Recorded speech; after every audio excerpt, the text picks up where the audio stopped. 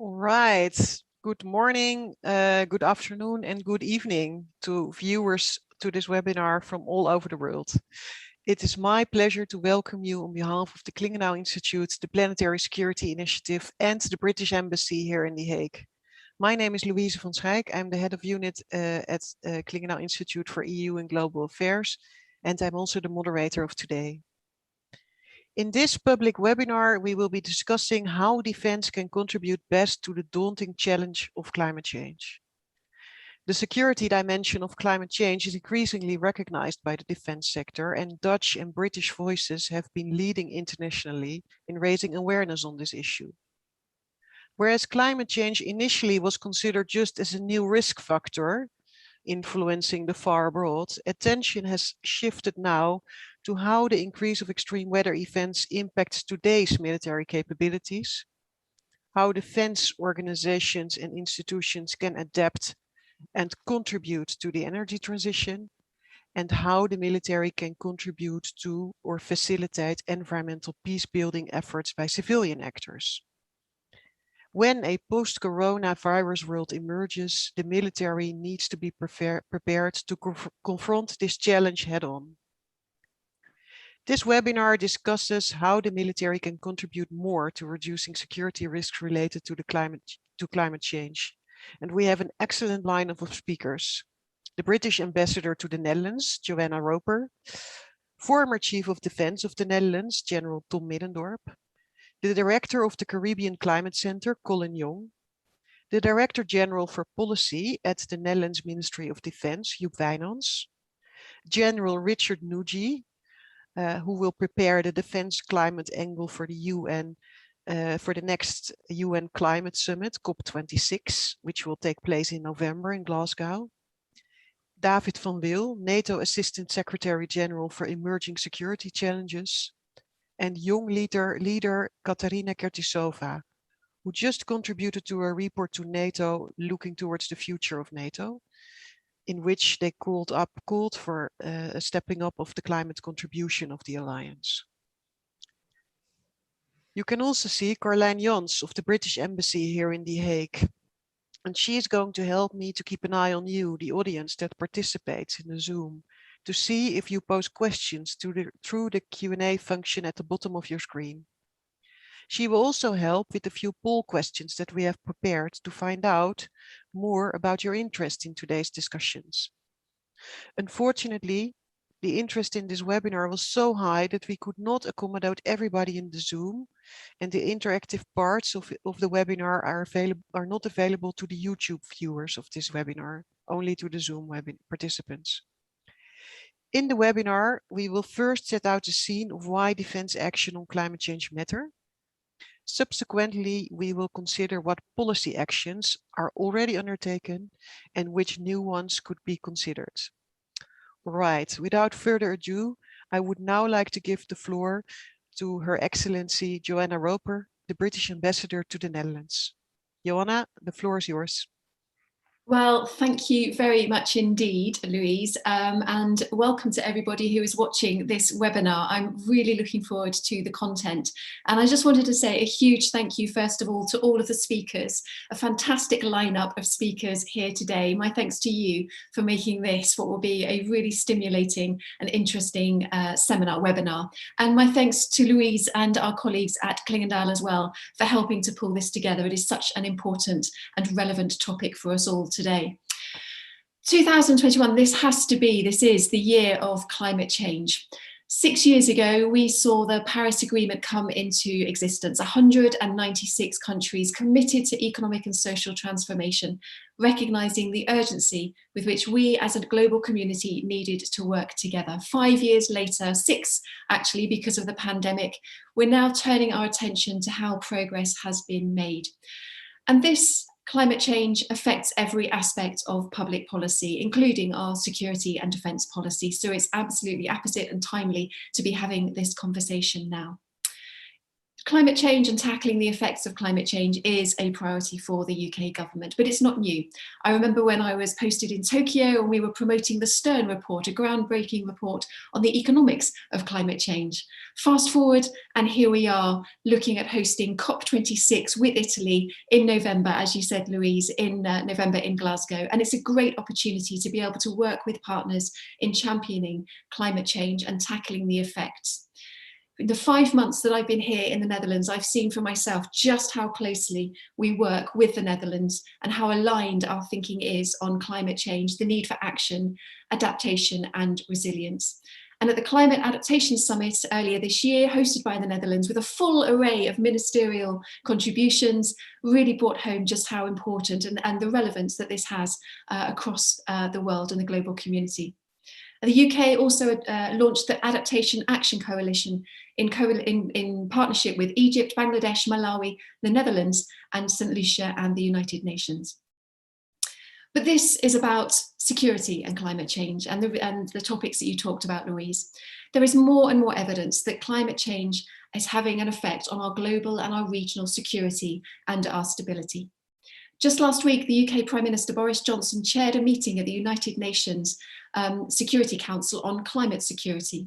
More than 16 million people are displaced by weather-related, climate-related disasters every year. The UK has committed more than £11.6 billion into climate finance and has a 10-point Build Back Better post-pandemic plan in place. Climate change is firmly on the agenda of the G7 presidency this year. Partners across the world agreed, and those countries most affected, such as in the Caribbean or those low-lying countries, also strongly agreed. Climate change is a conflict multiplier. It dries up rivers, reduces harvest, destroying critical infrastructure and displaces communities. The international community needs to come together to work through COP26, the United Nations, and other multilateral organisations, and I include NATO in that as well. So it's fantastic to see NATO partners and military partners represented here today. Going back a few years, I was our first UK Special Envoy for Gender Equality. And with International Women's Day on Monday, I can't let this event pass, I'm afraid, without making a particular reference to the gendered impacts of climate change on women and girls in our communities. There is more evidence to suggest and to indicate that they are disproportionately affected through the impacts of climate change. So it's good to see that actually our own think tank, Chatham House, is doing an event on gender equality and climate change on Monday. So a quick plug for that there as well. As former consular director as well, I saw for myself how closely our militaries, our Royal Navies work together between the UK and the Netherlands, particularly in the Caribbean as we approached hurricane season. The impacts of extreme climate are having disproportionate effects around the world. I've been here for just 5 months and already I can see just how closely our aligned thinking is on climate change. So it's a great pleasure to be here. I'm delighted that we're hosting this today. I will draw to a close now because actually I think we'd much rather hear from the other speakers and I will come in right at the end. So my thanks back to you, Louise, and to all of our speakers for coming together. And I'm really looking forward to the discussions and contributions today. Thanks very much. Oh, thank you. And it was a real pleasure to listen to you and to hear your viewpoints. Now I would like to go over to a colleague of yours, Carlijn Jans, and she is going to look through a poll where you are coming from and where you stand on the issue of climate and defense. So please allow me to hand over the floor to you, Carlijn. Yes, thank you, Louisa, and good morning, good afternoon, good evening to everyone. You are about to see 3 poll questions really quickly, and we would like to gauge your interest, but also to see where you're coming from indeed. So let's go straight to the first polling question. And the participants in the Zoom should be able to see it now, and you are able to vote. I will give you 20 seconds to do that. So we have 10 seconds left and a lot of votes are coming in. 5 more seconds. Right. Okay. Let's see. We have quite a diverse background, Louise. A lot of people joining from the military, which is good and very interesting, of course. Also, people working in academia and already also working on climate change. Right. Let's go quickly to the second poll, which where we will be asking you how important you think that the military should engage on the security dimension of climate change. So, and again, 20 seconds, please cast your votes. Right, that's a big majority of urgent need to address this. Okay, now next and last question in the poll. I think third question. Yes. Third question, last one. Do you believe the defense sector should get its own emission reduction target? Very politically sensitive question. Much discussed nowadays. Right, 5 more seconds. Right, that's quite a big yes, but I think it's quite interesting to turn to the speakers of today. And I think a lot of issues that are raised in this poll will be addressed. So Louisa, over to you. Wow, yeah, thanks. And it's indeed quite a remarkable outcome that 75% of you thinks that a defense sector specific target to reduce emissions could be agreed upon. Now, actually, we will turn to our keynote speaker, Tom Middendorp. General Tom Middendorp, I'm glad that you could join us. You are the chair of the International Military Council on Climate and Security, in which the Klingenau Institute is also participating. And you're also senior research associate at our institute.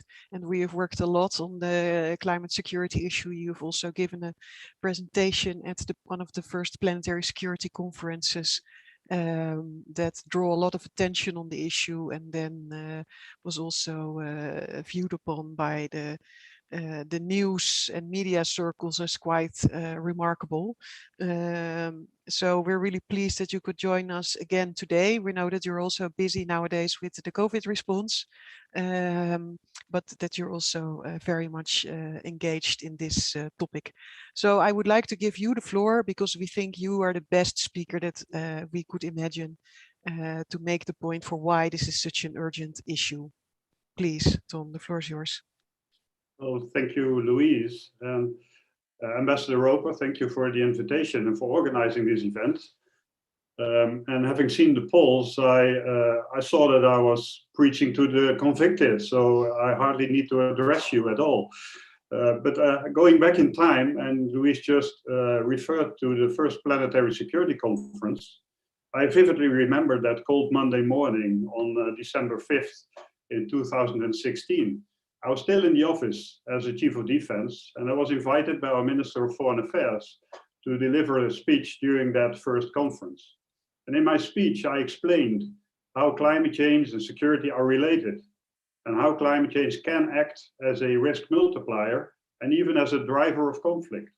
And I told the audience about my experiences as a task force commander in the south of Afghanistan, where I experienced how tensions over water scarcity enabled the Taliban to gain control over the local population.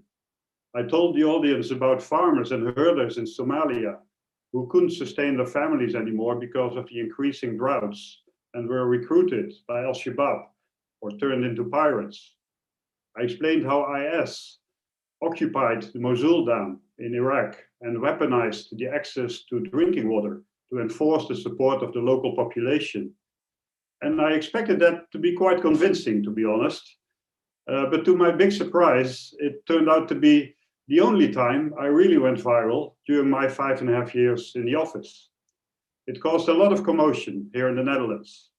And my minister was called to parliament, and there were screaming headlines in all the national media about me, the chief of defense, stating that climate change would lead to war, with some people accusing me of securitizing their topic, and others who were pleasantly surprised by the fact that an acting general stressed the game-changing importance of climate change. After all, it gave me the nickname the Green General, a name which I still wear with honor. But why all this turmoil? After all, scientists have been warning about the consequences of our CO2 emissions for years. we were experiencing one heat record after the other and witnessed extreme droughts and floodings on the daily news. We all saw how sea levels continued to rise and how the number and intensity of severe weather incidents increased, all leading to more human suffering, more friction, more migration, and creating breeding grounds for organized crime and extremist organizations. Altogether, quite a toxic cocktail. Interestingly, my statements didn't raise much discussion within the military, because they had learned some hard lessons. They had learned how important it is to not just fight the symptoms of a conflict, but also understand and address the root causes. They had learned that the military hardly ever is the sole solution for any conflict, but almost always is a necessary part of a more comprehensive solution that is required, in cooperation with diplomats, development workers, etc. They had learned to value our famous 3D approach. And they had learned how important it is to not ignore the signals, but to be prepared, because they know that they are the ones who suffer the consequences if we are not. All this commotion strengthened my conviction that this nexus between climate and security needs to be recognized and addressed. And the more I studied the effects of climate change, the more convinced I became that this is probably the biggest game changer of this century. The COVID crisis should learn us how vulnerable we are in our global village. It should learn us that we cannot hide behind our dikes, behind seas, or behind national boundaries. It should learn us how important it is to not let time slip through your fingers. The nexus between climate change and security is studied intensely, with huge piles of scientific studies acknowledging the security impact. We have an unprecedented foresight of the risks that we will be facing, which gives us a responsibility to be prepared and to do something about it. Ladies and gentlemen, climate change is not a security problem as such. It's also not just an environmental problem. It's a whole of society problem with a potentially huge security impact. And that's why in early 2019, I became chairman of the International Military Council for Climate and Security, an independent and worldwide network of military leaders and security experts from more than 40 countries from all continents. Experts who share a genuine concern about the security implications of climate change, who want to do something about it, and who want to be part of the solution. And what we do is we support countries and institutions like the UN, NATO, EU in raising the awareness and building their understanding of the security dimension of climate change. The security community can and should be part of the solution by climate proofing their policies, their strategies, and their capabilities, by focusing the intelligence assessments of potential conflict areas on understanding climate change as a risk multiplier, and thereby contributing to an improved whole of government foresight capability, by helping build resilience in the fragile states around us where the impact of climate change is most intense, by reducing its own ecological footprint, and by becoming a platform for green innovation. Now, let me give you an example of that last one and the role that the military can play here as a platform for green innovation. And I hope I'm not stealing my good friend Joep Wijnand's thunder here. In a town called Ede in the Netherlands, the Dutch Army is establishing a field lab that brings together local communities, tech companies, universities, research institutes to develop a military compound that is completely self-sustaining, able to generate its own power supply, its own water, its own spare parts through 3D printing, and maybe even its own food. using green technologies, all dual-use technologies brought together in new concepts. And just imagine the potential impact of such an innovation. On the military side, it would not just help lower their ecological footprint, it would also help to reduce the logistical burden and the vulnerability of military missions. On the science and the commercial side, it would be a platform for green innovation, for research and development. And on the community side, it could help civil authorities to achieve their goals and emission reductions in their villages and their towns. These technologies could even be used as a development tool to improve the resilience of fragile regions at the community level. A potentially huge win-win situation by using this field lab as a platform for green innovation. So there is much the security community can contribute to adapt to this new reality and become part of the solution. However, it does require a paradigm shift by breaching functional stovepipes, by creating new coalitions and new forms of public-private cooperation. We are facing an all-hands-on-deck existential challenge. Let's not waste time and put the burden in the hands of our children. Let's move from calling for action to action by building new coalitions and by building a new ecosystem approach. Thank you for your attention. All right, thank you so much, Tom. And I think, yeah, you rightly pointed out to so many aspects in this discussion. And it's also impressive to hear about the example of the military base that's being simulated in the Netherlands, to see how this can help, and using also the military as a test bed for green innovation, where probably much more potential is still to be held. So thank you so much. And people might also get back to you with questions later on. Much appreciated. We will actually now turn to our next speaker, which is Colin Young. He is the Executive Director of the Caribbean Community Climate Change Center in Belize. And with you, Colin, I will discuss how the security dimension plays out for the Caribbean. What could be done to prepare better for the adverse security consequences of climate change in this part of the world? Well, actually, a first question I would have is, Dr. Young, you are based at this beautiful country of Belize, which I at least only know from television, and it looks, like paradise to me. So I sometimes then wonder, how can you then be concerned, about such a grave issue, such an alarming issue like climate change? Is it really something that worries you and worries the people in the Caribbean?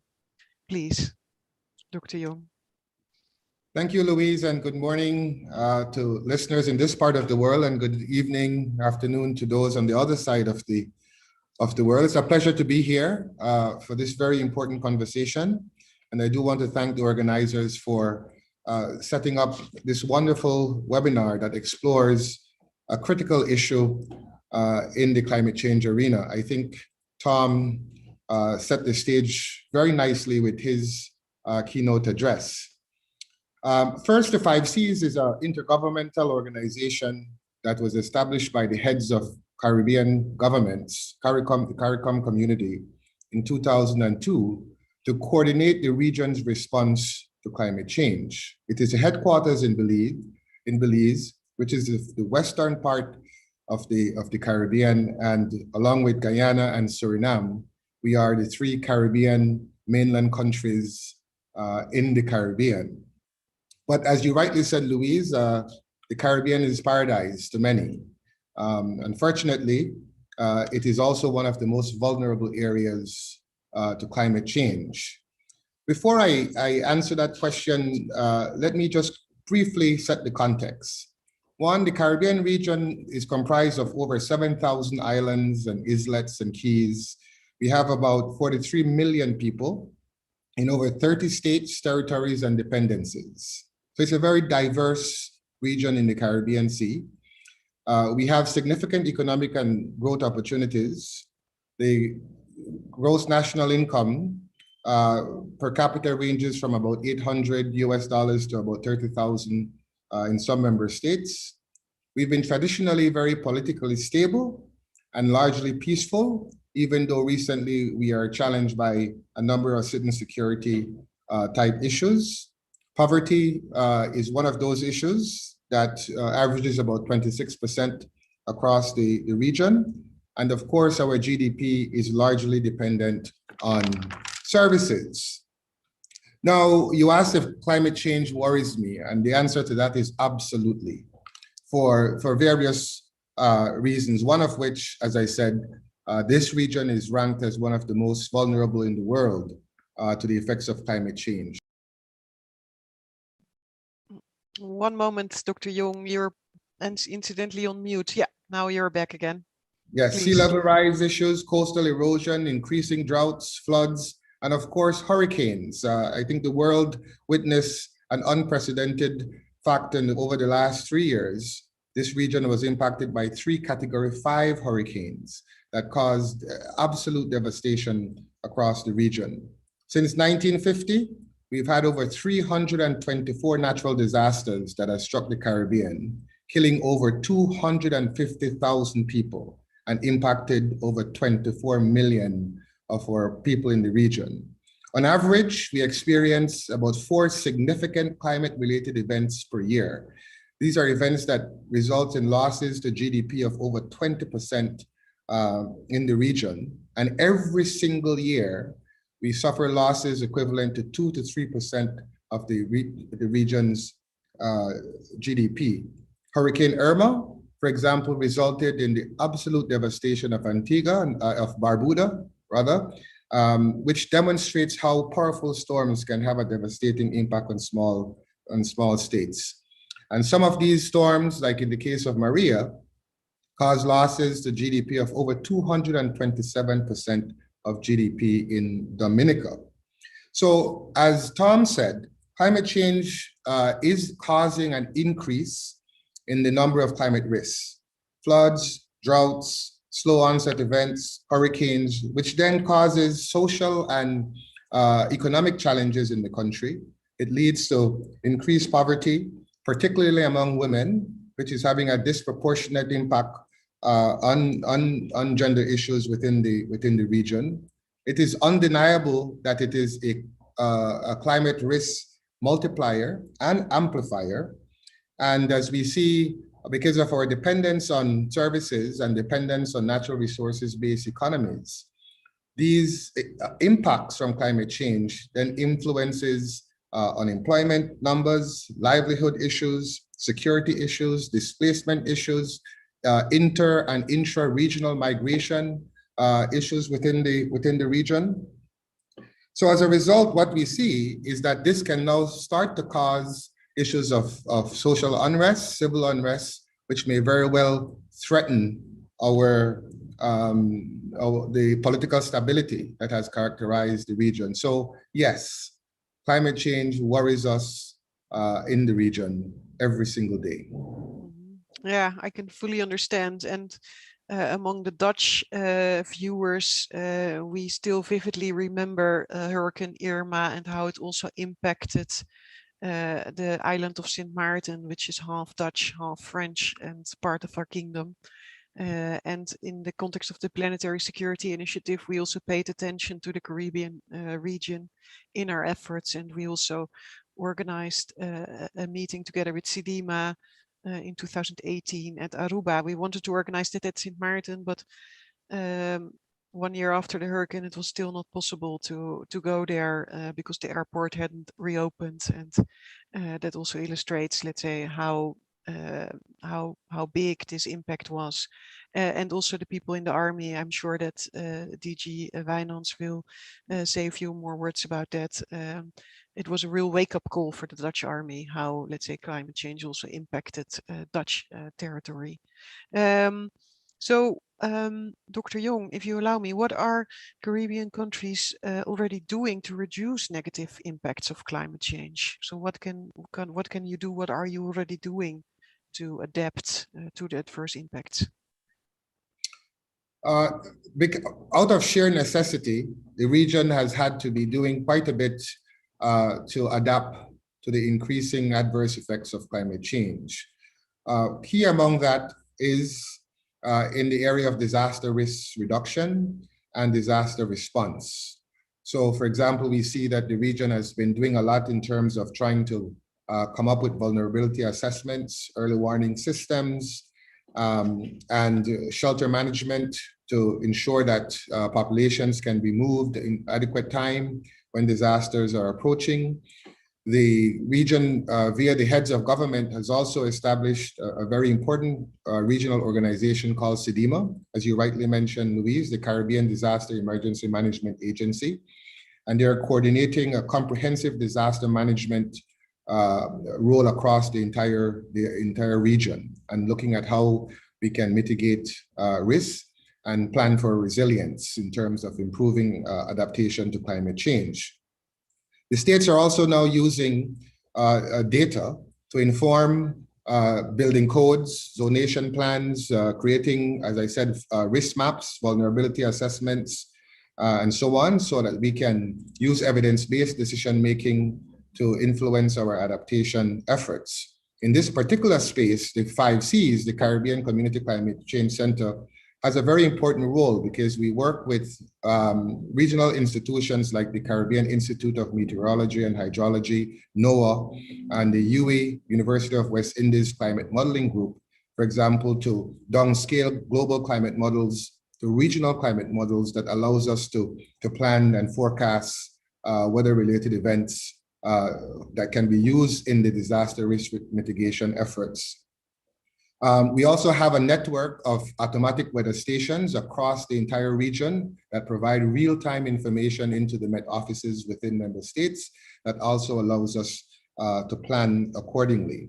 However, unfortunately, the frequency and the intensity of climate risks are becoming so often and so powerful that it's undermining the resiliency efforts that we have been putting in place, so much to the point that it's very difficult to keep up and to cope.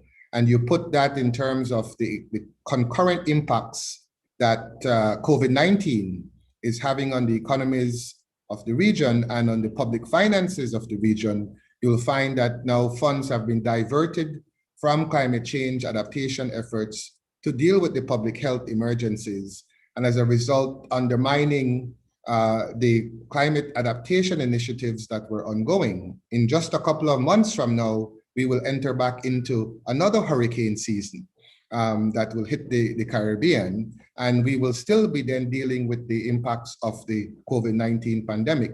So we really have 2 existential crises that are simultaneously impacting the region. One, we have a vaccine that is coming and hopefully will be inoculated the population across the region quite soon. Unfortunately, we don't have a vaccine for climate change. And so this is an issue that we will have to continue to grapple with and put in place various measures for us to adapt and improve our resilience. Right, thank you. Yes, indeed. Unfortunately, there is no vaccine for climate change. That's a very good point you are making. To go back to the theme of this webinar and to the big military component, which is part of this audience of today, how do you see the role for defense organizations with regard to climate risks affecting your region? And how will this also change if these climate change risks may still increase to a further degree? So what is the future holding for the role of the military in the region? I think Tom said this quite nicely, and what Tom's keynote address showed is that the impacts of climate change in many ways are very similar, regardless of wherever in the world you are. Some region we have more challenges because of our smallness and our insularity and our geography. But traditionally, the role of the military in this part of the world, as it relates to climate change, is that they're asked to maintain law and order before and during and after hurricanes and other natural disasters. They're a key part of the logistics and the evacuation of people from vulnerable areas when storms and hurricanes and disasters strike. They also are key in terms of getting aid into areas that have been cut off because of the destruction of bridges and the washing out of roads and so on. And of course, in terms of guarding essential services and infrastructure, water, fuel, and so on. And that is the role that they've traditionally played in the space. Some models are predicting that category 4 and 5 hurricanes will increase by about 25 to 30% in this part of the world. We know that precipitation levels are changing and droughts will become more frequent and longer lasting. Flash floods will become more of an issue. And so what you will see is that the military and the security agencies will now have to be able to deal with multiple disasters happening at the same time, or where there will be multiple disasters happening in quick succession to each other. Because of issues with droughts, where it threatens food security, where it threatens economic security, we expect to see a greater number of climate refugees that will be moving across the region. And so now the military and the security agencies will have to be dealing with national security issues and how they coordinate across the region to ensure that they could adequately deal with the mass migration of people who may be moving because of environmental vulnerabilities, like, for example, the inability for them to provide food for themselves. And so we'll see that we have key roles for like another CARICOM institution, which is CARICOM Impacts, that deals with crime and security. And this issue would have to be dealt with at the level of the region as much as it will have to be dealt with at the level of the member states, because citizens will continue to demand that the governments provide essential services and aid to them because of the increasing number of climate-related events. That would continue to put pressures on the member states, and as you can easily see how that can lead into civil unrest and political instability. So the role of the military and the security agencies will increase, and their ability to deal with simultaneous and multiple natural disasters with significant scale is going to be an area that I think will preoccupy the security agencies for a long time to come. Mm-hmm. All right. Thank you, Dr. Jong. And it's clear that the military can better prepare for more calls for assistance, helping with preparing. And of course, you do everything to make sure that the communities become more resilient. But there will also be a role for them. Yeah, thank you so much. And I think this is also an excellent introduction to the panel that we're going to feature. We will now turn indeed to the panel of influential voices who consider the actual policy change and the contributions of Western armies to dealing with climate change. The panel is composed of the following distinguished speakers: Joep Wijnands, Director General for Policy of the Netherlands Ministry of Defense; General Richard Nugi, Climate Change and Sustainability Strategy Lead for the UK Ministry of Defense; David van Wil, NATO Assistant Secretary General for Emerging Security Challenges; and Katarina Kertisova from the European Leadership Network in London, and also one of the NATO Young Leaders 2030 persons. Joep Wijnands, to start with you. So we just listened to the introductions of General Middendorp and Dr. Colin Jong about, let's say, the climate change threat that also will impact military organizations. What is actually the Dutch view on the role of the military in the field of climate security? Please ask you. Well, thank you, Louise, and thanks to the ambassador for the invitation in the first place. It's really a pleasure to join you in this webinar on this important topic. In fact, it's Klingendahl that just a couple of weeks ago produced a poll indicating that climate change is now in the top 3 of threats perceived by the Dutch audience, and in a way, I guess that's reassuring, where it shows that awareness of the threat of this topic is growing. As to your question, Louise, well, let me first point out that the Dutch armed forces have 3 tasks on the basis of the Dutch constitution. And I will show that in all 3 tasks, climate change and climate security can and will play a role. First of all, it's about defending. The first task is about defending our territory and that of our allies. And taking, for example, the Arctic region, which is obviously a region that is clearly affected already now by climate change, with new sea lanes evolving, with the search for scarce minerals, potential claims, military presence in the region, etc. It's easy to imagine that can all lead to political and military tensions. And it is not for nothing that NATO, for example, has included the Arctic region in its strategies. So that's an example when it comes to the first task, defending our territory and that of allies. The second task of the Dutch military is to protect and to promote international order and stability. In fact, the Netherlands is quite unique in having this task enshrined in our constitution. And there too, you see an easy link with climate change, where climate change is likely to increase differences between haves and have-nots, and with scarcity of water, of food, of land, as Tom pointed out, that can lead to tensions, both on a geopolitical scale and very locally. Then again, leading to more requests for military to deploy in peacekeeping operations or peace operations. Also leading to more migration and possible requests for further border control by military units.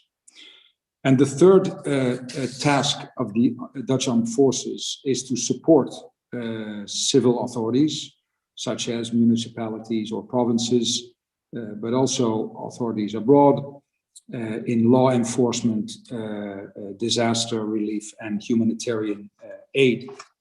And well, there too, it has already taken place. Colin pointed out the big risk of hurricanes in the Caribbean.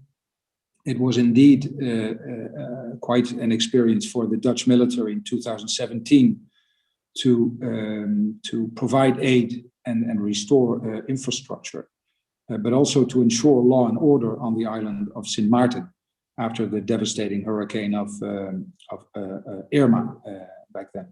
So in conclusion to your question, absolutely, climate change does present a huge challenge in all these different military roles, and can and will lead to more military to more requests for military deployment.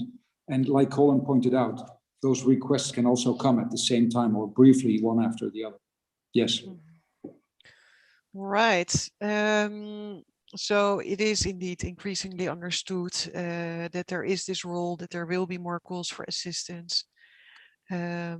So what is the Netherlands Ministry of Defense currently doing to integrate climate change into its policies and operational activities? From the Planetary Security Initiative, we've always said, don't only talk about this issue, but also act, put in place efforts to reduce these security risks, contribute to the climate change challenge, to addressing the climate change challenge, I should say. So what is the Netherlands Ministry doing at this point in time? Well, I think I think we're doing things at different levels, and both in words and deeds. Let me point out to a couple of examples. First of all, I think we're integrating climate security in our early warning systems and risk assessments, which is, by the way, mostly done in the framework of EU and NATO. So we do that together with our partners. Just as we are including this threat in our strategies, both the international strategies, the ones we make together with our NATO partners or EU partners, but also the ones we make on a national basis. And let me just point out here to the Defense Vision 2035, which was published in October last year, and which looks ahead for the coming 15 years and states what we need to do to be ready for that future and to make sure we have a future-proof armed forces, so to say. So this relatively new threat is clearly included in what we do strategy-wise and policy-wise. That to begin with. Then when talking about conducting our operations abroad, you already see that we are often doing that in quite extreme and different circumstances, ranging from extreme cold in northern regions to very tropical or extreme hot regions, ranging from the Caribbean to the Middle East and North Africa. And due to climate change, we will see that the weather conditions will only deteriorate, at least once and then, meaning that we have to adapt to that, meaning that we have to train our people to be ready for those new circumstances.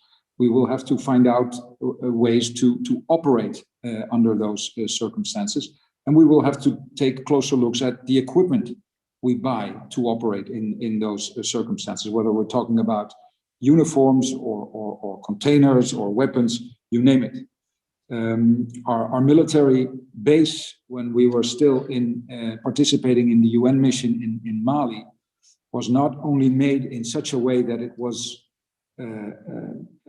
ready to deal with the heat, the difficult circumstances there, but it also had ditches. It was equipped with ditches around the camp, preparing for the intense rain, which is only becoming more intense in those regions as well. So we are looking at ways to adapt our military, our armed forces to the changing circumstances in the field. And then at a more micro level, so to say, I'd like to mention a couple of examples there. Tom already mentioned, rightly so, the platform we have created promoting green innovative technologies in Ede, which is definitely a very interesting one and an important testing ground in this respect. But there's more examples. One I particularly like is the fact that our F-16s use, to a certain extent, we're talking about 5% of their fuel tank is filled with biofuel, which is partly made from fat that was used for frying French fries and hamburgers. And this is blended into a biofuel, which is used by our F-16s as we speak. Also, the electrification of our civil car fleet, for example, is an opportunity, albeit small. But these are important steps with the relatively small budget that we have, things that we don't want to miss out on. Maybe more important than the cars are also our buildings. Approximately half of the real estate of the Dutch government belongs to the Ministry of Defense. We're talking about 11,000 buildings approximately. And if we find a way to make those buildings more sustainable and energy efficient, then again, we are making maybe a small, maybe a first, but albeit an important step forwards. And they're also looking for cooperation with energy producers by allowing them to install wind turbines, for example, on our grounds and solar panels on our roofs. So those are just a couple of examples, Louise. Yeah, it's really impressive. It also becomes clear that you probably need in the next new government really a lot of additional budget, because if we know already in the Netherlands to get one house out of gas, this was recently in the news, it costs approximately 40,000 euros. Then to turn all these properties, estates of the Ministry of Defense into energy efficient, low carbon or zero emission buildings is going to require a huge effort. At the same time, also a lot of new jobs and new business, I guess, for the building sector should a recession emerge after COVID. So also perhaps an opportunity. It's really great to hear. A final question is then how, if it's really up to the Dutch, I know that we of course operate very often in EU context and in NATO context, but what would it be if it's up to the, how should the agenda be taken forward internationally in the context of the EU, NATO, and also towards the COP26, the UNFCCC meeting of Glasgow in November? Well, while the Dutch have some experience of keeping their feet dry, so to say, we are fully aware and convinced that this can only be done together with partners. I mean, this is an eminently cross-border issue, no doubt about it. So it is international cooperation that is needed, first of all, to make progress in this area. Not only cooperation among the states involved, but also civil military cooperation. And obviously it's not a given. I mean, we of course, we are a member of important international organizations, and a lot has been done and is being done. At the same time, I think COVID also shows that when new threats suddenly arise, that it is also a reflex by countries to, in the first place, take care of themselves. And that is something that, of course, that we risk when it comes to climate change and sudden developments there as well. And that is not the answer, obviously. The answer is to cooperate closely on this. And I think we are doing that within NATO, and I won't say too much about it, given the fact that David will be talking about that organization as well. But another organization, for example, the EU, was among the first to actually point out, to identify climate change as a security threat. And when preparing for the strategic compass, which is taking place right now, showing the way for the EU in the field of security for the coming years, definitely this topic is being taken into account and is being discussed, for example, at meetings of ministers of defense as well, and both in respect to the requests that will be made to the military for coming up with more deployment as a result, directly or indirectly, of climate change, but also in looking at ways together to reduce that carbon footprint in the defense sector that was mentioned before. And we are using the European Defense Fund, the European Defense Agency, also to look for ways to contribute to the issue of climate change. In the end, I think it's a challenge to all of us to also be in touch with our defense industry, to see how we can come up with products that are greener than they are today. At the same time, obviously not risking that we then do not have the right equipment to win the wars we have to fight, and to make sure that the military we are sending out on missions do not have the adequate assets and equipment to deal with. So it will always be finding the right balance in this respect. Right. Yeah. Thanks for also pointing that out, the dilemmas, because sometimes in this field it looks like, you know, it's simple. We should just green. We should free up the budget for that. We should have an emission reduction target. And some green innovations can have synergies with other objectives, such as, you know, reducing the vulnerabilities of diesel supply lines in the field. But there's, of course, also innovations where maybe material is needs to be compromised, and then there is difficult choices to be made. So I think that's very realistic to point out also to these points. I know that some of your team members had also delivered a short video with examples of the Netherlands, but I think in the view of time, we have to probably move on, but no maybe problem. we can still use it at the end or on Twitter, because it's really a very good video on, let's say, these Dutch efforts to green the Ministry of Defense and the Army.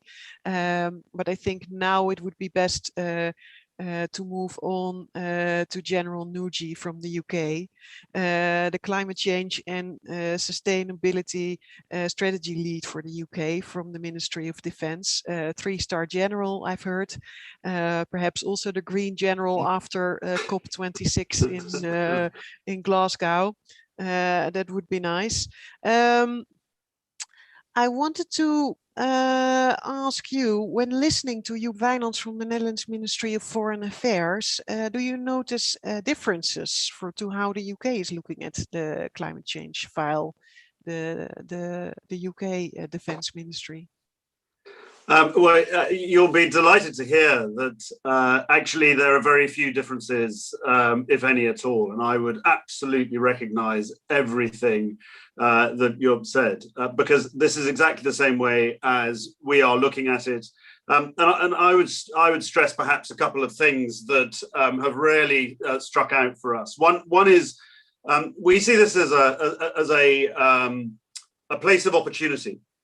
We're moving into an unprecedented time of technological innovation, because we've gone from what was really a singular fuel source for militaries, which is oil-based, or at the very least fossil fuel-based, stand fast, some nuclear, into an environment where there are many, many different opportunities, because there are different energy sources. And I think that what I take away from that is that there are real potentials for the opportunity to do something different and to enhance our operational capability by looking at things slightly differently. And let me give you just one example. We have a project that is working with the French to produce minesweepers without people on them. Naval minesweepers without people on them. And because they don't have people on them, they can be a lot smaller.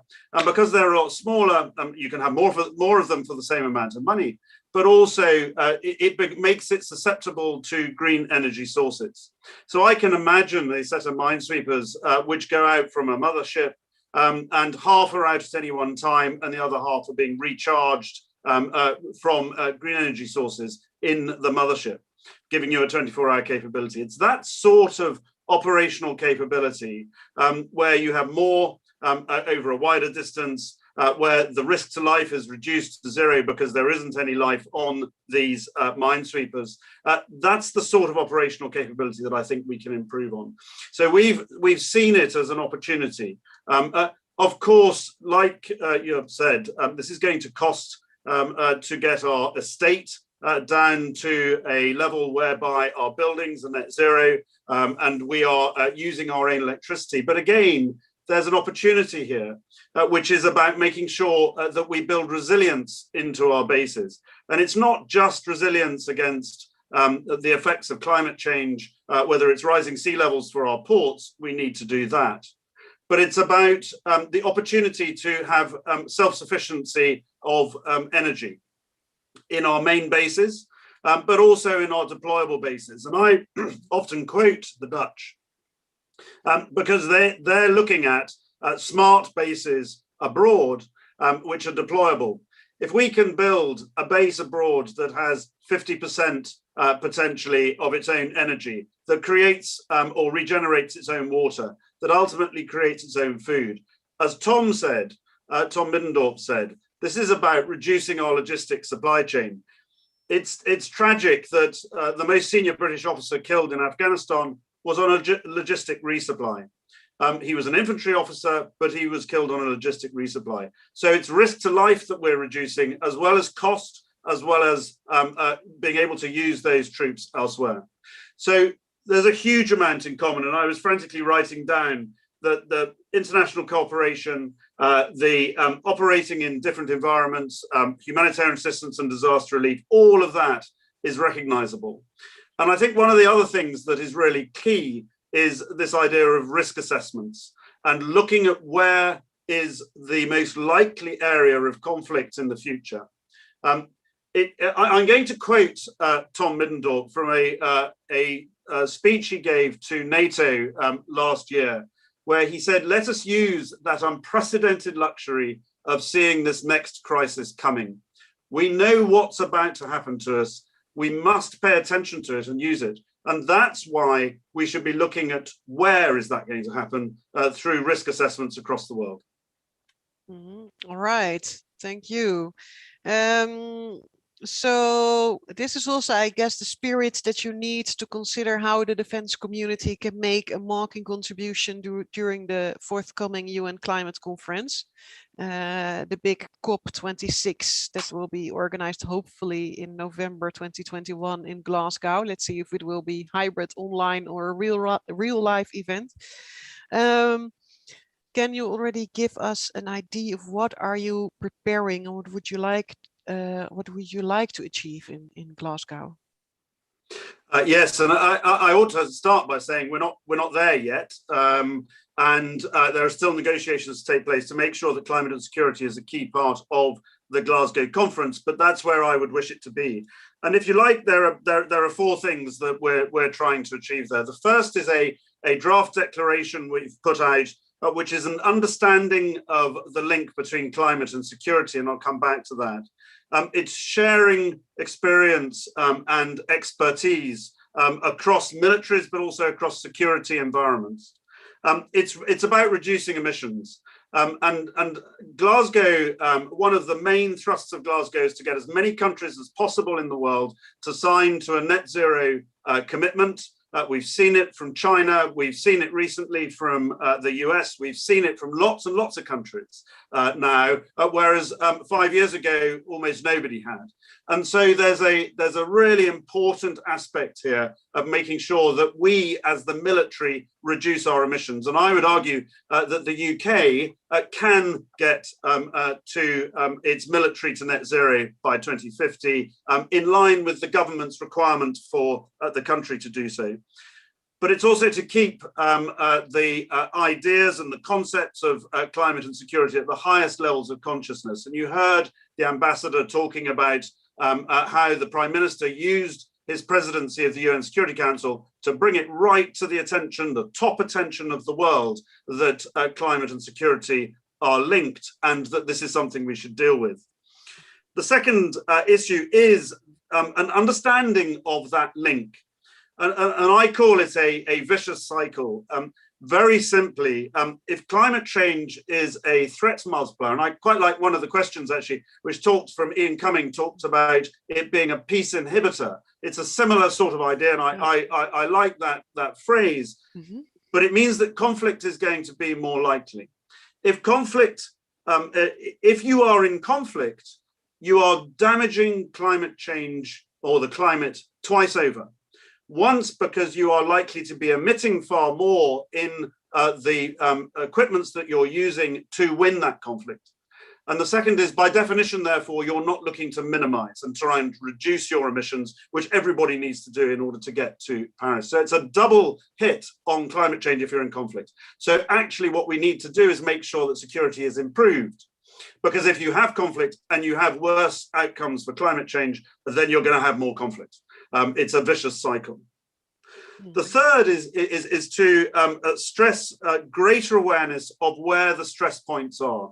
And I would highlight particularly the energy transition that is going to happen from fossil fuels to other types, the effects on the geopolitics of climate change, both in terms of alliances that perhaps will shift as a result of the changes in the energy transition, but also geopolitics shifting in terms of migration and what effect that has on individual countries, and on those areas of conflict that Tom talked about and have been mentioned previously. And I would just add perhaps that on fragile states, perhaps the effect of climate change might exhibit itself as radicalization and extremism, and we know the consequences of that in the developed world. And then finally, my aim is to try and persuade all militaries across the world to reduce their emissions. Whether they can commit to 2050 as a net zero, or whether it is just to reduce as much as they possibly can, I think we ought to try and get every single military in the world to try and do that. And also include the military international transport into that. That's always a challenge in the context of the COPs. Beyond Glasgow, what can be done to keep the defense community interested? What are the issues that still need to be considered, and how could defense organizations embrace these commitments should they be made at the UN climate meeting? So what can we do after? Because we know in the Paris COP, where the Paris Agreement was agreed upon, there was also a defense ministers meeting ahead of the COP. There was a little bit of attention for the topic. There was momentum, but then in a way it faded away a bit after the Paris COP. So how can we keep this issue on the radar screen of the military? So I think the most important thing, and it's really some of the stuff that you have said and some of the stuff Tom said already, but I think there's a huge amount about understanding what effect climate change has and how it affects the militaries of the world. So are we going to, I would say yes, of course, but are we going to be more used in humanitarian assistance? And Colin talked about multiple disasters happening at the same time. I think militaries will probably need to come together to try and support with assistance in a way that is not just each individual country. And I would argue that there may be a role for NATO or for the EU there to try and bring some coordination if we're going to suffer multiple disasters over a much wider area. So there's a bit about understanding. There's a bit about understanding the societal disruption that will take place, the loss of livelihood, the loss of land, the increase in health issues, the loss of food, all of that, and perhaps even the loss of trade, all of that will affect the militaries, and we need to understand what that is. And militaries really getting to grips with understanding the implications of climate change on the geopolitics of the world and the stability of the world, I think is really important, and that will keep their interest. I think the second thing is the militaries need to understand, and again, this has been mentioned, but need to understand that the world has changed and is changing around them. Doing the same now in 10 years, 20 years time is going to diminish our capability, not increase our capability. So standing still will make us worse rather than better at our primary purpose, as Job said, which is defending our nation and protecting our citizens. So there's a piece here about we must adapt. We must adapt to maintain our freedom of maneuver across the world. We must adapt to make sure that we can go where our governments need us to go. We can go where actually conflict is likely, and we can try and help prevent conflict and become that peace enabler as opposed to peace inhibitor that militaries have the ability to do with soft power. So persuasion and training and everything, rather than necessarily hard power. And then the third piece is grabbing this energy revolution. I'm really excited by the potential for this energy revolution. I don't know what it's going to look like, and I don't think anybody does, but there is real opportunity to make us better, to make us think differently, and to force us into an environment whereby actually we end up with a safer military as well as a better military. And that, I think, should be our objective. And I think every military should look at every technological opportunity and try and grasp it. That, I think, will keep people's interest all the way through to the future. All right, thank you so much. Yeah, wasn't the internet also not invited in the military and many other innovations? So please use this green energy revolution, military technology developers. Thank you so much, General Nuji, and also good luck for the COP to get this issue really under the attention. I mean, Klingendahl, we've also written about let's say the fears to engage the military also from climate change and development circles. And we know it's not always easy to talk to each other and to understand each other and to make the most of it. But I'm so glad to see that the Netherlands and the UK are also really putting the effort in. And I think that brings us to our third speaker, namely the alliance in which both the Netherlands and the UK take place. NATO, David van Wiel, you are the Assistant Secretary General for Emerging Security Challenges at NATO. Welcome. Well, that brings us to the question, does NATO view climate change as an emerging security challenge, or is there already a little bit more in the vision of the alliance? David, please come in, the floor is yours. Well, it's definitely an emerging security challenge, or I would be out of place. But I think that the name of my division also stands for those areas where we feel that the alliance needs to adapt. So we adapt to the emergence of new technologies, we adapt to the growing importance of cyber, but definitely we also have to adapt to the impact of climate change as it's hitting us. And well, I would argue that this is the most strategic challenge that we have ahead of us. So yes, NATO does view climate change and the security impact of climate change as a very important topic on its agenda. NATO Secretary General Stoltenberg 2 weeks ago even announced that he would include this as one of his priorities for the NATO 2030 agenda, and there's good reason for it. So although I'm already sitting in a rather green headquarters that has taken too long to build, but I can assure you is environmentally more friendly than the old one was. And NATO's been working on environmental impact, energy efficiency, and awareness on climate change for around 10 years now. We do feel it's time to step up our game. Unfortunately, we feel supported by our allies, of which we just heard that the UK and the Netherlands are two front runners, so to speak. So that's on a few levels. There's reasons to view it as a challenge. One is the conditions that we will be faced with when deploying on missions, the harsher conditions, extremer weather,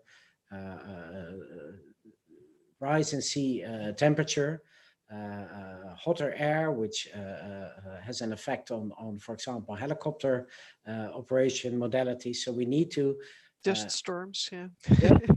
See what the impact is of the change of environment on our capabilities and our ability to operate in operations and missions.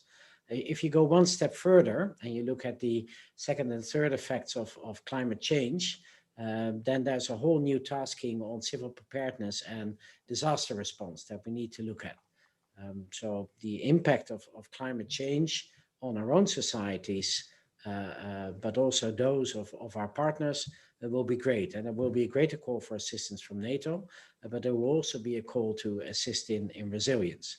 And amongst those third and second order effects are those already mentioned by many before me, which is floods, droughts, etc., that can use directly or indirectly to conflict.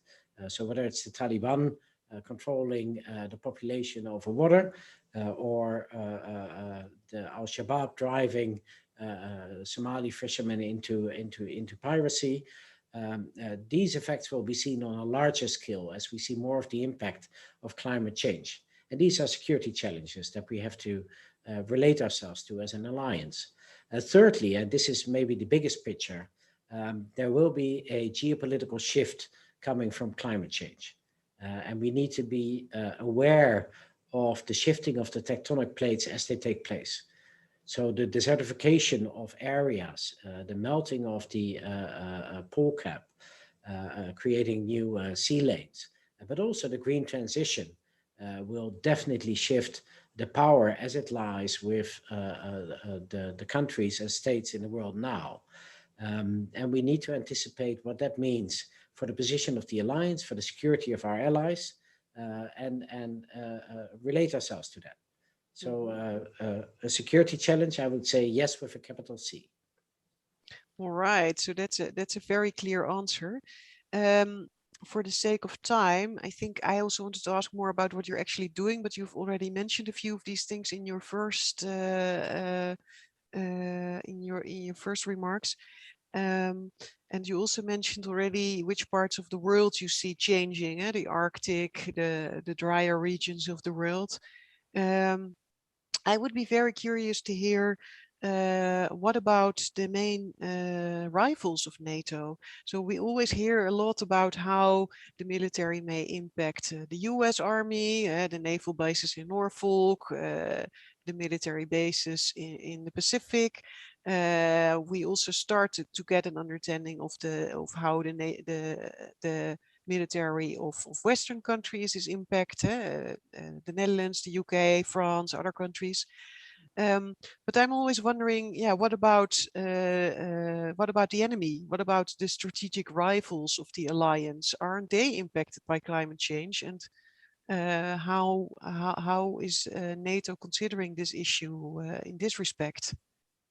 Well, thanks. And let me use this opportunity to still tell you something about what we're working on at the moment, because it's definitely a part of this. Mm-hmm. But we are working on an ambitious agenda with all the allies to be presented soon, which will encompass basically three strands of work. To start with, one that was mentioned extensively by General Nucci, especially, is the mitigation part. So how do we contribute to the lowering of the emissions of greenhouse gases? And in this case, I think that we need much more awareness into our defense procurement processes. We have the US interim security strategy that came out just last night. And you can see that one of the concrete measures mentioned there is that they will look at redundant legacy defense systems in order to replace them by greener, more forward-looking technologies for the battlefield. So this is definitely something that we will be looking at as well. It's also about using new technologies, as said by the General. I mean, we cannot imagine what the energy world will look like in 20 years and what kind of technologies or the impact of EDTs will have on the way that we actually operate. And this will have a direct relation with climate. The second pillar that we're working on is adaptation. So this relates to what I said earlier. We have to work in harsher conditions. We need to harness our military structures, infrastructures, but also critical infrastructures to mitigate the risks that they run from the changing circumstances. And the third pillar, and that relates directly to your question, is awareness. This is not only awareness on the high north, it's not only awareness on MENA, but it's also definitely awareness on how is climate change impacting our rivals and competitors, what are they doing about it, and how does it change their strategic intentions. And as I said, you can imagine that for a country that is now for 100% of its economy reliant on gas or oil export, that the green transition, which is happening and will happen faster probably than we even think now, and will have a huge impact on their income, therefore their strategic positioning, and what will be their reaction. So this is something that we will definitely take into account also in our shaping of our climate response. Mm-hmm. All right, thank you so much. This is also something that we at Klingendaal consider really one of the big future challenges. What's going to happen with this energy transition with regard to the relations among countries, with actors within states, who will be the losers of the energy transition, although you're not supposed to call it like that. And then and how is it going to impact the geopolitical dependencies in the world? All right, I think we have to go to the next speaker, Katarina Kertesova, and actually that's a real pleasure. It's great to see you again, Katarina. We have collaborated for a long time, also in the context of the Planetary Security Initiative.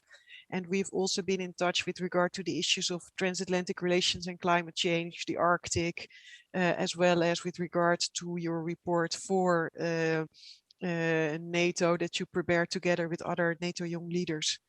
If you listen to these gentlemen from the Netherlands Ministry of Defense, the UK Ministry of Defense, and NATO Emerging Threats Division, do you think military organizations are finally taking climate change more serious? Is it their new enemy? Louise, thank you very much for the opportunity to be with you this afternoon. And thank you also to you and to others for allowing me to pick your brains occasionally as I work on different outputs. As we have heard throughout this afternoon, militaries are paying increasing attention to security implications of climate change. And Secretary General Jens Stoltenberg made it clear that climate change is a priority for NATO too. But is it a new enemy? I would say it's not. Militaries have been already coping with the effects or consequence of environmental change on various levels for years.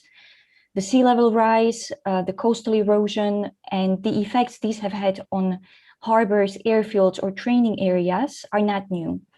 Especially in the United States, if I can use one example, protection of personnel, material, and infrastructure from extreme weather events have been a big issue for a while now. So I think for about 20 years, there have been lots of documents and policies on the subject of climate security.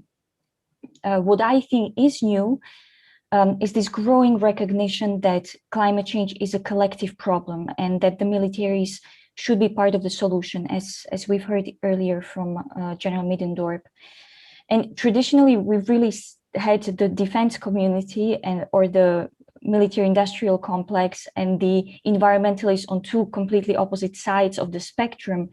And we see that these communities are now slowly but surely coming together.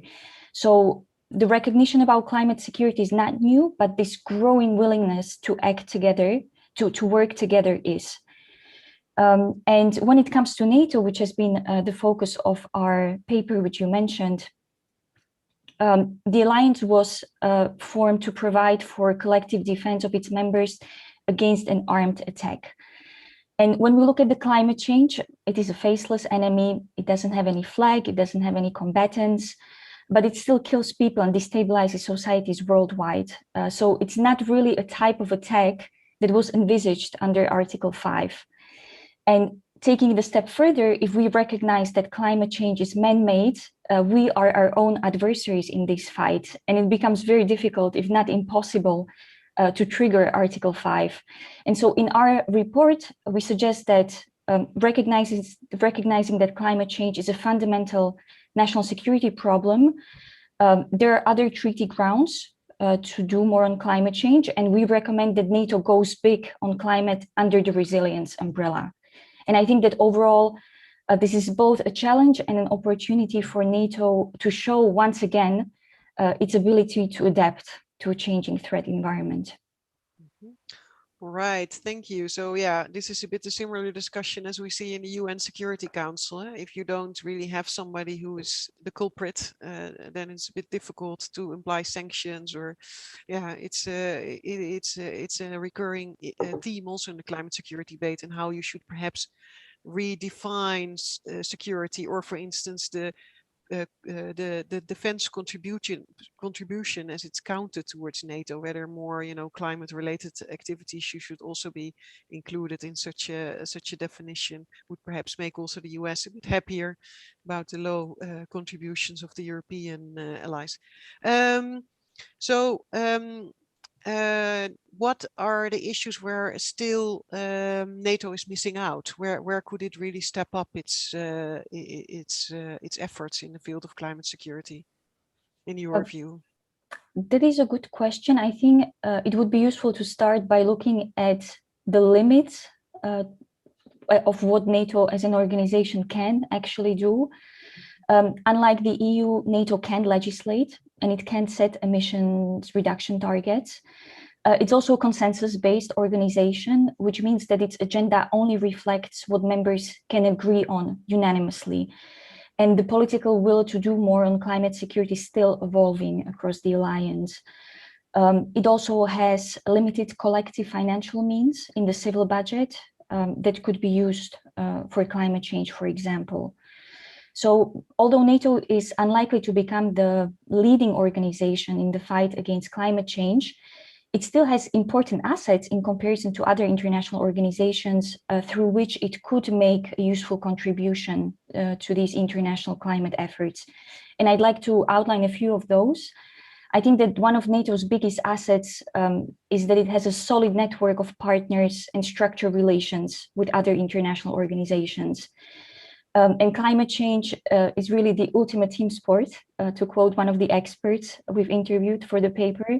And it is really, this network side is really crucial, not just for capability and resilience building, but also for improved situational awareness. Second, NATO can serve as a hub where allies could exchange expertise, best practice, and lessons learned on this issue. And I think this seeing is believing. This is very important for militaries to really understand the benefits of going green. NATO also has a successful track record as a standard setter. And, really, if NATO is doing more on the climate agenda, this can have a normative influence on NATO's partners across the globe. And also, as we have heard earlier, the great operational planning which makes it possible for militaries to deploy and provide aid faster and more effectively than humanitarian agencies could. And the list goes on. But to finally answer your question, what more NATO could do, where could it step up its role? Maybe I'll offer 2-3 recommendations from our paper for the benefit of time. The first one is that there's already this recognition that there's a link between climate and security, but it still has to be fully integrated across all areas of NATO work. So really this mainstreaming, we recommended this mainstreaming of climate consideration at the strategic, tactical, and operational levels. The second one is that NATO needs to better understand the conflict and instability implications of climate change. And in this regard, partnerships at all levels, military cooperation programs, and diplomatic tools are important to really understand these underlying dynamics on the ground and also to be able to respond in time. And my understanding, but I might be corrected, is that current situational awareness at NATO is mainly based on more traditional means of data collection, processing, and analysis. And also there seems to be no systematic data sharing of environmental data between the EU, UN, and NATO. So I really think that a combination of remote sensing, big data, AI, all while improving intelligence sharing, could really increase NATO's capacity to forecast environmental shocks. And lastly, as I've mentioned earlier, NATO can't set green targets, but it can support allies in their emissions reduction and adaptation efforts. The first step would be to help them measure their military emissions. At this moment, there are no uniform metrics for doing so. We don't really know how much the militaries are emitting. So that would be the first step. And then in the next step, NATO could help allies set voluntary targets. And also, through the defense planning, green targets could be set for each ally to meet. And one of these targets could be a 25% fuel efficiency increase or higher standards for military facilities. And with that, I would like to invite our audience to read our climate chapter in the NATO Young Leaders paper. Thank you very much. Yeah, thank you so much, Katarina. For the sake of time, I'm a terrible timekeeper as a moderator.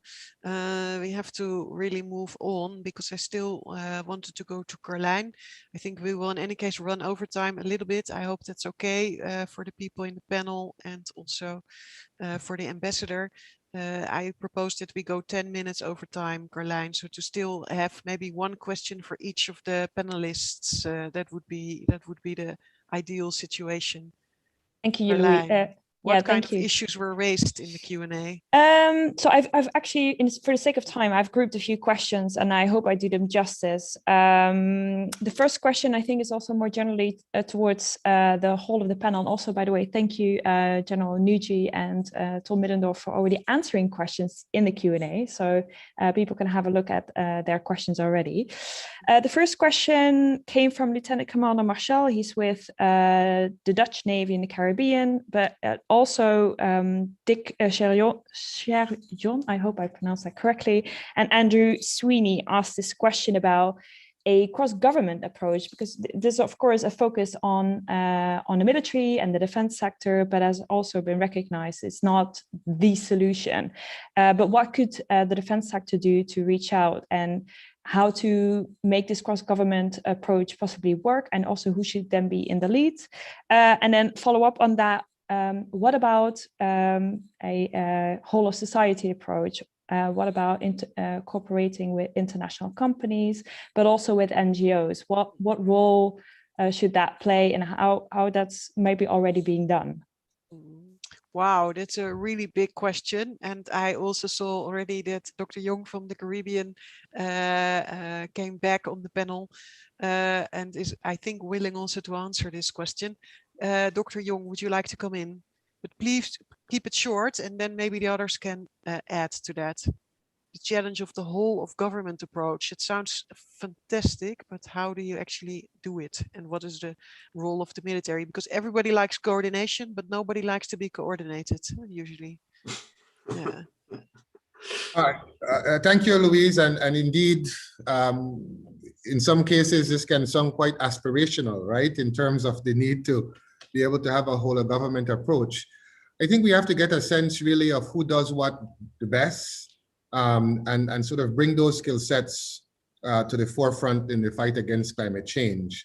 It is undeniable that the civil society sector has a key role to play, particularly with activities and actions on the ground with communities. So municipal governments also have a key role to play, security organizations as well. And government, I think, really ought to look more at the regulatory and sort of resource mobilization initiatives. And then we bring in partners, including the private sector, who has a very important role to play in ensuring that there's the awareness on the ground, that we identify what the threats are within the various jurisdictions, and that we put in place the mitigating procedures and options that can help the people adapt on the ground. So all of this require knowledge, it requires data, and it requires resources for us to be able to champion the kinds of actions on the ground. Ultimately, a coalition of the willing, of the relevant partners is needed to move this along. All right, thank you so much. Is there anyone of the team, maybe just by simply raising the old school way your hand, that would like to add to this, or are we moving on to the next question? Joep Wijnands, please. Just maybe to underline what has just been said. Indeed, this is the type of threat or challenge, if you will, that can only be tackled by a comprehensive approach. Indeed, just like, for example, the cyber threat. No government is going to solve it by itself. You will need to work together with think tanks, with companies, with authorities to indeed come up with the necessary awareness, innovation, knowledge, resilience, etc., etc. So it is indeed something that no one player, not in one country, not in the whole world, can do by itself. I think that is a clear message that came across today from different speakers. All right, thank you so much. Carlijn, back to you. You have to unmute yourself. Yeah. Yes. Maybe this is also again quite a big question, but quite a few questions came in again about what the defense sector could contribute to the mitigating the risks, current as well as possibly present future risks, but then also how could the military contribute in a sustainable well-being of population here at home, but also I would suspect abroad. And these questions came from Benoit Passard from Saab in Sweden and Germa Segar. Yeah, so the role of the military also perhaps in conflict prevention, huh? Yes. Because usually we bring in the military when the troubles have already erupted, and but yeah, it might save us a lot of efforts and costs if we can prevent. What is then the role of the military? Richard, did you want to come in? So I think yes, thank you very much indeed, and I'll keep this very short. I think there are a couple of things that the military can do. Again, I would stress that it's about using its soft power, its linkages across the world to try and both raise this as an agenda item with individual countries through the defence attaché networks that all our militaries have, and I think it's another network to talk about this and try and get people to understand exactly what the threats are and also what the opportunities are. But I think there's also a piece about building resilience for people who are less fortunate than the West, who are frankly very wealthy. We can help with building resilience, both resilience of militaries in terms of reducing their emissions, but also resilience in terms of how to make the most of the opportunities in terms of governance, in terms potentially of providing opportunities in new technologies. And that was going to be my second point, is the militaries, I think, can innovate and should innovate, and then use those innovations for non-military purposes. And I think the sorts of innovations that the Dutch are doing, that we want to do in deployable camps, perfect for refugee camps, perfect for those environments where actually it's nothing to do with the military, but people are living in shelters. And perhaps that's a way that the military can really contribute. All right. Thank you so much. I will go back to Carlijn to see if there are more issues raised, perhaps issues specifically to NATO that David and Catharina can address. Yeah, there was a question from Charlotte van Gemeren, and she asked, how can the defense sector come together to coordinate its own mitigation program? What is the role of NATO, for example, in this? Yeah, and I guess also who are still maybe not behind this agenda, or if you can't say maybe more in general terms, what are the objectives of countries maybe not yet seeing the need for doing so? So maybe we let the younger generation go first. So Catharina, and then I hopefully. All right, Catharina, and then the last word of the webinar is for David. Yeah, Catharina, please. Okay, thank you very much. I'm happy to go first, and I also want to state that I do not speak on behalf of NATO. Our work has been independent, so this is an external and independent opinion. Perhaps I'll touch upon the question why some perhaps allies are not fully on board with some issues, and I think there's a lack of complete cohesion on how much NATO should do on climate security. Is it the right framework for addressing these risks? And I think that this division is felt particularly between Central and Eastern European countries and the Western allies. I think that is reflective of a broader problem of the approach they have towards green transition as a whole, the speed at which it should roll out, how they're going to address the issue of energy justice and the economic impact of energy transition. So I think that's we need to look at just transition before we look at getting all countries on board politically, and then it will also reflect in the military realm. All right, thank you so much. Then we'll go over to David. Please, David. Yeah. Thanks, and thank you, Catharina, for that answer. You say some things that I can't from a NATO perspective. Let me say that if you're talking about mitigation and having a sort of pledge, because that's of course the question behind this, should there be a zero net emissions pledge from the military and from NATO as a whole, then there's the same discussions that we've had with me. Do you hear Please. me? Yeah. It's the same discussion that's being had when it doesn't relate to military emissions, which is, what is a realistic goal? How do we get there? What is the starting point of my nation? Is it realistic to make a pledge for zero carbon emissions in 2050? And I think that those discussions are being had within NATO, and I think that that's a very good discussion to be had.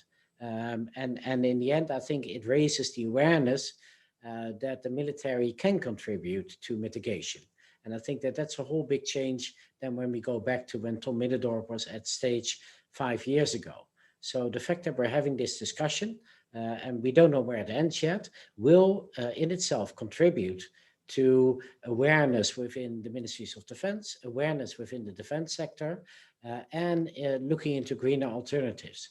And if you ask me personally, then I think that in 2050, we'll be looking back and thinking, why did we think it would be so difficult? Because we easily made it. Well, let's end with this optimistic note. And sorry, I was distracted by somebody entering here the office, thinking I was just, in a normal meeting. I would like to give the final word to Ambassador Joanna Roper to ask, let's say, how she viewed the debate. And I know that we went a little bit over time. And then I will say the final thank you words. Yeah, please, Ambassador Roper. Thank you very much indeed, Louise, and thank you to all of our speakers. It's not a problem, I don't think, from anyone's perspective that we've run a little bit over time. I think it's absolutely indicative of the passion and the commitment with which every single one of our speakers today spoke about the challenges of climate change. You've asked me to try and make some sort of summing up observations. I'm not even going to try and summarize, but I think there were just a few themes that it's probably worth picking out in the course of the last hour and a half. I mean, first of all, from different perspectives, from different regions, from different experiences, we've heard some really, really compelling descriptions and examples and arguments as to why this really is the time where we all need to be working together, whether it's hearing about the Caribbean, effects in the Caribbean communities, through to operational, whether it's in Mali, Afghanistan, Somalia, the effects that climate change has on our collective and our regional community, security and stability is absolutely critical. And now is the time for us all to be coming together from different policy and operational perspectives to really try and make a difference. I think the other thing I would just pull out is the degree of aspiration and ambition that we're seeing from different institutions, whether it's through our NATO colleagues with their strategy, whether it's the Dutch defence vision that we've heard about from Europe, whether it's the UK commitment to an investment into a sort of a post-pandemic G7 COP26 commitment as well. These are things that are absolutely right up there on the political as well as the operational agenda. So I think that's absolutely to be welcomed. The third point I would just make is really quickly about the underpinning data and the evidence that is informing all of our conversations, and it's through work such as think tanks and reports that collectively around the world, as well as our own policy and operational evidence that we're gathering, that is just really vital in building the next steps on this sort of challenge as well.